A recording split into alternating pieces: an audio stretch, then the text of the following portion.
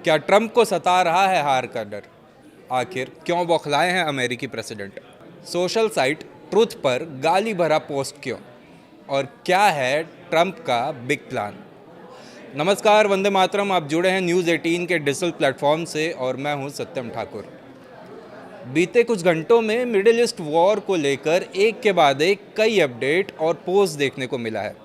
एक तरफ अमेरिकी प्रेसिडेंट ने ईरान को स्ट्रेट ऑफ हॉर्मूज खोलने को लेकर ट्रुथ पर पोस्ट किया।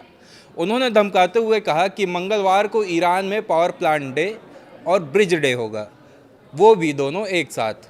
और अब शब्दों का प्रयोग करते हुए लिखा कि स्ट्रेट खोलो वरना तुम नर्क में रहोगे, बस देखते रहो।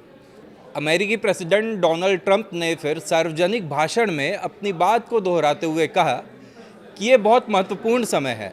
ईरान ने 7 दिनों की मोहलत मांगी थी, मैंने उन्हें 10 दिनों की मोहलत दे दी है। अब वो समय कल शाम यानी भारतीय समयानुसार बुधवार लगभग सुबह 5:30 बजे के करीब ख़त्म हो रहा है। अगर ईरान इस डेडलाइन तक समझौता नहीं करता तो अमेरिका ईरान पर बहुत भारी हमला करेगा।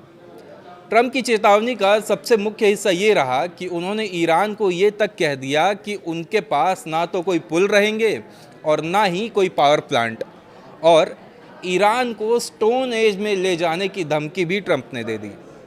इधर ईरान ने भी ट्रंप पर अपने तरीके से पलटवार किया। ईरान के राष्ट्रपति प्रवक्ता ने कहा कि ये सिर्फ वॉर क्राइम्स का उकसाव और सिविलियंस के खिलाफ आतंक फैलाने की कोशिश है। वहीं उन्होंने इसे शीयर डेस्परेशन एंड एंगर यानी हताशा से भरा गुस्सा बताया। इससे एक बात तो स्पष्ट है कि ईरान ने साफ तौर पर सीज़ फायर के अस्थायी प्रस्ताव को ठुकरा दिया है। अगर ईरान बुधवार को सुबह 5:30 बजे की डेडलाइन को पार करता है और समझौता नहीं होता तो डोनाल्ड ट्रंप का प्लान बी क्या होगा? ये सिर्फ एक सैन्य कार्रवाई नहीं बल्कि ईरान के वजूद को आर्थिक और बुनियादी तौर पर मिटाने की रणनीति हो सकती है, क्योंकि ट्रंप ने अपनी चेतावनी में पावर प्लांट डे और ब्रिज डे का जिक्र किया है। इसका सीधा मतलब है कि अमेरिका ईरान के इलेक्ट्रिकल ग्रिड्स और ट्रांसपोर्ट नेटवर्क को निशाना बनाएगा, और अगर बिजली गुल होती है या पुल टूटती है तो ईरान की मिलिट्री मूवमेंट को ठप माना जाएगा और पूरा देश अंधेरे में डूब जाएगा। ईरान अपने आधुनिक युग से कटकर वाकई में स्टोन एज की तरफ जा सकता है। फिलहाल ट्रंप की सबसे बड़ी चिंता स्ट्रेट ऑफ हॉर्मुज है।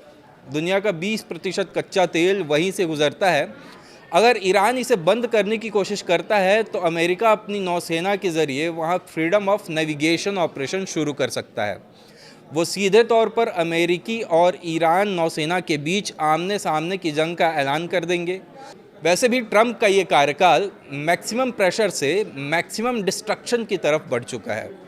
ट्रंप का पिछला कार्यकाल मैक्सिमम प्रेशर यानी कई तरह के प्रतिबंधों के फैसलों से भरा रहा, लेकिन इस बार ट्रंप के तेवर मैक्सिमम डिस्ट्रक्शन की ओर है। अमेरिका केवल प्रतिबंधों तक सीमित नहीं रहना चाहता, वो ईरान के परमाणु केंद्रों, रिवॉल्यूशनरी गार्ड्स के मुख्यालयों पर सटीक मिसाइल हमलों से अंजाम दे सकता है।